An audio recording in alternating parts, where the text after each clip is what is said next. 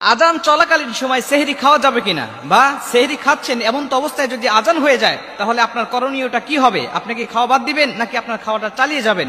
এই প্রশ্নটা আমাদের কাছে অনেকেই করে থাকে যে হুজুর আজান হয়ে যাচ্ছে, এমন তো অবস্থায় আমার প্লেটে এখনো খাবার আছে, আমার হাতে গ্লাস আছে, আমি এখন এই খাবারটা খাবো, পানিটা খাবো, নাকি আমি এখানে স্টপ করে দিয়ে আমি রোজা রাখা শুরু করে দেবো, আমি আর খাবো না?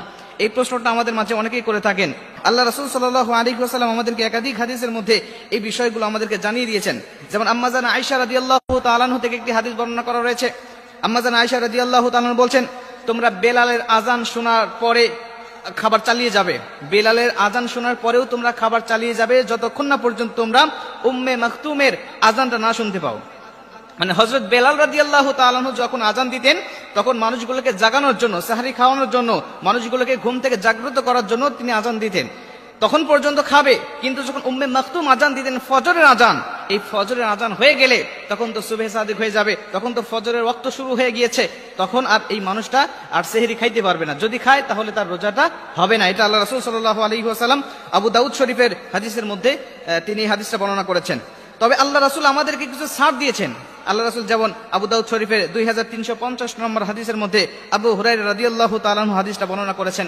তিনি বলছেন, আল্লাহ রাসূল সাল্লাল্লাহু আলাইহি ওয়াসাল্লাম বলে দিয়েছেন যে যদি তোমরা আজান চলাকালীন সময় তোমরা খাচ্ছ, তোমাদের খাইতে খাইতে হঠাৎ আজান শুরু হয়ে গেছে কিন্তু তোমার হাতের পেয়ালায় পানি এখনো আছে, তুমি পানি খাইতেছিলে কিন্তু অবশিষ্ট পানি এখনো আছে, তাহলে তুমি এই অবশিষ্ট পানিটুকু না রেখে তুমি পানিটুকু পূর্ণ খেয়ে নাও। তুমি তৃপ্তি সহকারে পানিটুকু খেয়ে নাও, তবে পুনরায় আবার তুমি পানি নিবে না, পুনরায় তুমি আবার প্লেটে ভাত নিবে না। তুমি খাচ্ছ কিন্তু অবশিষ্ট সামান্য কিছু বাদ আছে যেটা তুমি খাইলে পরে সমস্যা হবে না, কিন্তু তুমি যদি আবার বেশি করে খাচ্ছ, আবার প্লেটে ভাত নিচ্ছ, বা প্লেটে অনেক ভাত আছে যা খাইতে তোমার সময় লাগবে, খাবার পাত্রে তুমি এক পাত্র পানি খাচ্ছ আবার পাত্রে নিচ্ছ, এরকম হলে পরে তোমার রোজাটা হবে না। আল্লাহ রাসূল সাল্লাল্লাহু আলাইহি ওয়াসাল্লাম আমাদেরকে একটা ছাড় দিয়েছেন।